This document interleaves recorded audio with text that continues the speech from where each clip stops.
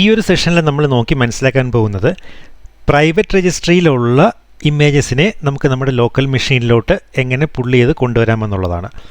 അപ്പോൾ നമ്മൾ public repository നമ്മൾ ഓൾറെഡി സ്റ്റാർട്ടിങ് മുതലുള്ള സെഷൻസിലെല്ലാം നോക്കി നമുക്ക് മനസ്സിലാക്കി നമ്മൾ പുൾ കമാൻഡ് കൊടുത്തിട്ട് പുള്ള് ചെയ്ത് കൊണ്ടുവരാം.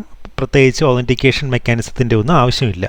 പക്ഷേ പ്രൈവറ്റ് റെപ്പോസിറ്ററിയിലോട്ട് നമുക്ക് പുഷ് ചെയ്യുന്നത് എങ്ങനെയാണെന്നുള്ളതാണ് നമ്മൾ ലാസ്റ്റ് സെഷനിൽ നോക്കി മനസ്സിലാക്കിയത്. അപ്പോൾ ഈ സെഷനിൽ അങ്ങനെ നമ്മൾ പ്രൈവറ്റ് റെപ്പോസിറ്ററിയിലുള്ള നമ്മൾ പുഷ് ചെയ്ത് കൊണ്ടുവച്ചതോ അല്ലെങ്കിൽ അതുപോലെയുള്ള മറ്റ് ആരെങ്കിലും കീപ്പ് ചെയ്തിട്ടുള്ള പ്രൈവറ്റ് റെപ്പോസിറ്ററിയിലുള്ള ഇമേജിനെ നമുക്ക് നമ്മുടെ ലോക്കൽ മെഷീനിലോട്ട് പുള്ള് ചെയ്തുകൊണ്ട് വരുമ്പോൾ നമുക്കൊരു ഒതൻറ്റിക്കേഷൻ്റെ ആവശ്യമുണ്ട്. ആ ഒതൻറ്റിക്കേഷൻ നമ്മൾ പുഷ് ചെയ്തപ്പോൾ കൊടുത്ത അതേ ഒതൻറ്റിക്കേഷൻ തന്നെയാണ് നമുക്ക് ഇതിലും എങ്ങനെയാണ് ചെയ്യുന്നതെന്ന് ജസ്റ്റ് ഒരു എക്സാമ്പിൾ പ്രാക്ടിക്കൽ ഡെമോ നോക്കി മനസ്സിലാക്കാം.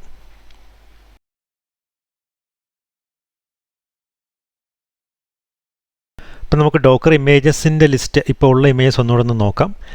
അപ്പോൾ നമ്മൾ കസ്റ്റമൈസ് ചെയ്ത ഇമേജ് ഇവിടെ ഉണ്ട്. അതുപോലെ കസ്റ്റമൈസ് ചെയ്ത ഇമേജിനെ പിന്നീട് ടാഗ് ചെയ്തപ്പം ക്രിയേറ്റായി വന്ന ഇമേജും ഉണ്ട്.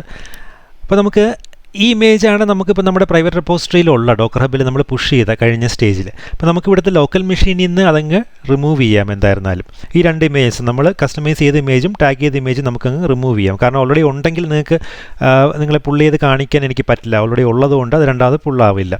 ഓക്കെ, അപ്പോൾ ഞാനിപ്പം ഡോക്കറിൽ ഇമേജ് റിമൂവ് ചെയ്യുന്നതിന് വേണ്ടിയിട്ട് ഡോക്കർ RMI എന്നും പറഞ്ഞിട്ടൊരു കമാൻഡ് കൊടുക്കുകയാണ്. റിമൂവ് ഇമേജ് എന്നും പറഞ്ഞിട്ട് അത് കഴിഞ്ഞിട്ട് ഇമേജിൻ്റെ പേര് ആദ്യത്തെ ഇമേജ് എൻ്റെ പേര് കൊടുത്തു, ടാഗ് ഞാൻ കൊടുത്തു,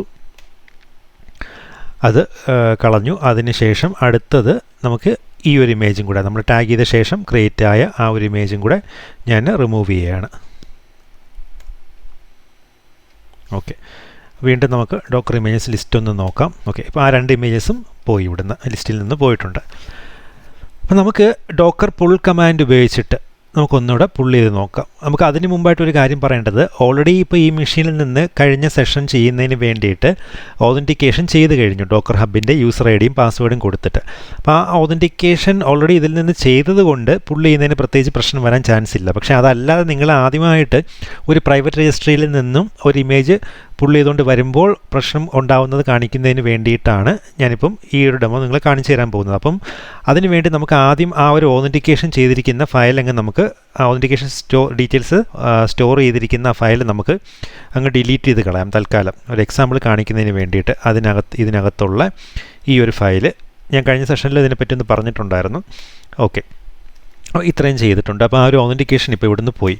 അപ്പോൾ ഇനി നമുക്ക് ഈ ഒരു ഇമേജ് ഡോക്കർ പുള്ള് എന്ന് പറഞ്ഞിട്ട് നമുക്ക് ഈ ഒരു പ്രൈവറ്റ് രജിസ്ട്രിയിലുള്ള ഒരു ഇമേജിനെ, അതായത് ഈ ഒരു കസ്റ്റം ഇമേജ് TechTVM/ ഈ ഒരു കസ്റ്റം ഇമേജിനെ നമുക്ക് പുള്ള് ചെയ്തുകൊണ്ട് വരാം നമ്മുടെ മെഷീനിലോട്ട്. അതിനാണ് നമുക്കിപ്പോൾ ട്രൈ ചെയ്യേണ്ടത്. ഇത്രയും കൊടുത്തു. ഓക്കെ, എന്നിട്ട് നമുക്ക് എൻ്റർ ചെയ്യാം.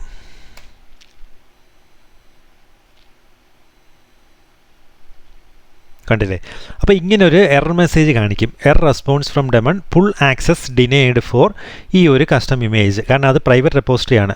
Repository does not exist or may require Docker login. നമുക്ക് ഡോക്കർ ലോഗിൻ ഉപയോഗിച്ചിട്ട് നമുക്ക് ഒതൻറ്റിക്കേഷൻ ചെയ്യണം എന്നാണ്. ഒന്നുകിൽ അങ്ങനെ ഒരു റെപ്പോസിറ്ററി ഇല്ല, അല്ലെങ്കിൽ ഒതൻറ്റിക്കേഷൻ ഫെയിലർ ആണ് കാണിക്കുന്നത്.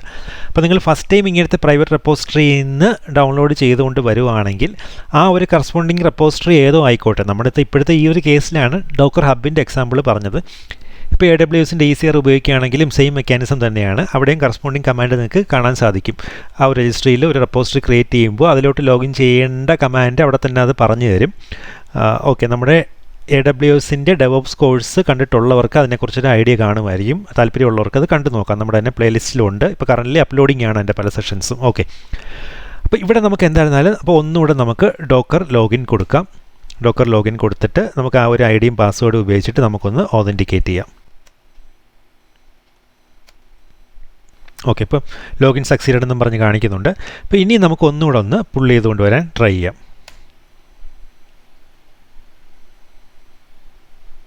Custom image latest not found എന്നും പറഞ്ഞാണ് ഇവിടെ കാണിക്കുന്നത്. അപ്പോൾ നമുക്ക് അതിൻ്റെ ടാഗ് നെയിമും കൂടെ നമുക്ക് കൊടുക്കാം. ടാഗ് നമ്മളിവിടെ കൊടുത്തിരിക്കുന്ന 1 എന്നാണ് കൊടുത്തിരിക്കുന്നത്. അപ്പോൾ നമുക്ക് അതും കൂടെ കൊടുത്തിട്ട് ഒന്നുകൂടെ ഒന്ന് ട്രൈ ചെയ്ത് നോക്കാം. നമുക്ക് ഓതൻറ്റിക്കേഷൻ എന്തായാലും ആവശ്യമായിട്ടുണ്ടായിരുന്നു. അപ്പോൾ ഓതൻറ്റിക്കേഷൻ നമ്മൾ ചെയ്ത് കഴിഞ്ഞു.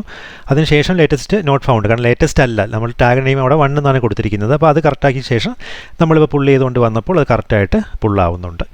അപ്പോൾ ഇങ്ങനെയാണ് പ്രൈവറ്റ് റെപ്പോസിറ്ററിയിലുള്ള ഒരു ഇമേജിനെ നമ്മുടെ ലോക്കൽ മെഷീനിലോട്ട് പുള്ള് ചെയ്തുകൊണ്ട് വരേണ്ടത്. ആദ്യം ഓതൻറ്റിക്കേഷൻ കറക്റ്റായിട്ട് ചെയ്യുക, അത് കഴിഞ്ഞിട്ട് പുള്ള് ചെയ്യുന്ന കമാൻഡ് കൊടുക്കുക. അപ്പം എന്നിട്ട് നിങ്ങളുടെ ഇമേജിൻ്റെ പേരും ടാഗ് നെയിമും കറക്റ്റായിട്ട് കൊടുക്കുക. അപ്പോൾ ഈ പുള്ളിങ് കഴിഞ്ഞ ശേഷം നമുക്ക് ഈ ഡോക്കർ ഇമേജസിൻ്റെ ലിസ്റ്റ് ഒന്നുകൂടെ നോക്കി വെരിഫൈ ചെയ്യാം കറക്റ്റായിട്ട് പുള്ളായിട്ടുണ്ടോ എന്നുള്ളത്. സ്ക്രീൻ ഒന്ന് ക്ലിയർ ചെയ്യാം. എന്നിട്ട് ഇവിടെ നമുക്ക് ഡോക്കർ ഇമേജസ് ലിസ്റ്റ് ഒന്നുകൂടെ നോക്കാം. കണ്ടില്ലേ, ഇപ്പോൾ കറക്റ്റായിട്ട് അത് വന്നിട്ടുണ്ട്. ഇത് പ്രൈവറ്റ് റെപ്പോസിറ്ററിയിൽ നിന്ന് ഇപ്പോൾ പുള്ളി ചെയ്ത് എടുത്തുകൊണ്ട് വന്ന ഇമേജാണ്. TechTVM/custom ഇമേജിൻ്റെ പേരും അത് കഴിഞ്ഞിട്ട് ടാഗ് നെയിം 1. അപ്പോൾ ഇത്രയും കാര്യങ്ങളാണ് മെയിനായിട്ട് ഡോക്കറിനെ കുറിച്ച് നിങ്ങൾക്ക് പഠിക്കാനുള്ളത്. അപ്പം ഇമ്പോർട്ടൻ്റ് ആയിട്ടുള്ള സെഷൻസ് ഓൾമോസ്റ്റ് എല്ലാം നമ്മൾ കവർ ചെയ്ത് കഴിഞ്ഞു. അപ്പം നെക്സ്റ്റ് ഇനി ഉള്ളതൊരു വൈൻഡപ്പ് സെക്ഷനാണ്. വൈൻഡപ്പ് സെക്ഷനിൽ നമുക്കിനി കുറച്ച് കമാൻഡ്സ് സ്പെസിഫിക് ആയിട്ട് ഡോക്കർ കമാൻഡ്സിൻ്റെ കൂട്ടത്തിൽ പറഞ്ഞിട്ടില്ലാത്ത, എന്നാൽ നമ്മൾ ഓൾറെഡി കണ്ടതാണ് പല കമാൻഡ്സും ഇപ്പം ഈ എക്സാമ്പിൾസ് എല്ലാം ചെയ്തപ്പോൾ. എന്നിരുന്നാലും അങ്ങനത്തെ കമാൻഡ്സ് എല്ലാം കൂടെ ഒന്നുകൂടെ ഒന്ന് പറയാം. നമുക്കിനി കുറച്ച് ഡിലീറ്റ് ചെയ്ത് കളയേണ്ട കമാൻഡ്സ് ഒക്കെ ഉണ്ട് ഇതിൽ. നിങ്ങൾക്ക് ഇപ്പം നെറ്റ്വർക്ക് ഉണ്ടെങ്കിൽ അത് ഡിലീറ്റ് ചെയ്യുന്നത് എങ്ങനെയാണ്, അങ്ങനത്തെ കാര്യങ്ങൾ, അതുപോലെ നമ്മുടെ ഡോക്കർ വോളിയൂംസ് ഡിലീറ്റ് ചെയ്യുന്നത് എങ്ങനെയാണ്, അങ്ങനത്തെ കാര്യങ്ങളൊക്കെ ഒന്നുകൂടെ ഒന്ന് പറഞ്ഞ് മനസ്സിലാക്കി തരാം. അത് കഴിഞ്ഞിട്ട് സബ്സ്ക്രൈബേഴ്സിന് എക്സ്ക്ലൂസീവായിട്ട് നമ്മളൊരു റിയൽ ടൈം പ്രോജക്റ്റ് ചെയ്യുന്നുണ്ട്. ഒരു റിയൽ വേൾഡ് പ്രോജക്റ്റ് നമുക്ക് ഡോക്കർ ഉപയോഗിച്ചിട്ട് വേർഡ്പ്രസ് എങ്ങനെ നമുക്ക് ഹോസ്റ്റ് ചെയ്യാമെന്നുള്ളത് ഏറ്റവും എളുപ്പത്തിൽ. കൺവെൻഷണൽ മെത്തേഡിൽ ചെയ്യുമ്പോൾ അതിന് ഒരുപാട് സ്റ്റെപ്സ് ആവശ്യമായിട്ടുണ്ട്. അതെല്ലാം സെറ്റപ്പ് ചെയ്തെടുക്കണം, നമുക്ക് അപ്പാഷ ഡിപ്ലോയ് ചെയ്യണം, അത് കഴിഞ്ഞിട്ട് വേർഡ്പ്രസ് ഡൗൺലോഡ് ചെയ്യണം, ബാക്കി ഒരുപാട് സ്റ്റെപ്സ് ഇടയ്ക്കിടയ്ക്ക് വരും. അപ്പം അത് ചെയ്തെടുക്കാൻ ഒരുപാട് സമയം എടുക്കും. തുടക്കക്കാർക്ക് ചെയ്യുമ്പോൾ ഒരുപാട് ബുദ്ധിമുട്ടും വരും, അതിൽ എറേഴ്സും കാര്യങ്ങളൊക്കെ വരാൻ ചാൻസ് കൂടുതലാണ്. പക്ഷേ ഡോക്കർ ഉപയോഗിച്ചിട്ട് ആ ഒരു എൻവയോൺമെൻറ്റ് സെറ്റപ്പ് ചെയ്തെടുക്കാൻ വളരെ എളുപ്പമാണ്. ആ ഒരു എൻവയോൺമെൻറ്റ് മാത്രമല്ല, അതുപോലുള്ള ഏതൊരു എൻവയോൺമെൻറ്റും. അപ്പോൾ അതിന് ഏറ്റവും ബെസ്റ്റ് ആയിട്ടുള്ള ഒരു ബേസിക് എക്സാമ്പിളാണ് വേർഡ്പ്രസ് എങ്ങനെ കസ്റ്റമൈസ് ചെയ്ത് നമുക്ക് ഡോക്കറിൽ ഡിപ്ലോയ് ചെയ്യാമെന്നുള്ളത് ഡോക്കർ ഉപയോഗിച്ചിട്ട്. അപ്പോൾ അത് നമ്മൾ ഈ ഒരു ലാസ്റ്റ് വൈൻഡപ്പ് സെഷൻ കഴിഞ്ഞ ശേഷം നമ്മളൊരു ഏകദേശം 1 വീക്ക് കഴിഞ്ഞിട്ടായിരിക്കും അത് അപ്ലോഡ് ചെയ്യുന്നത്.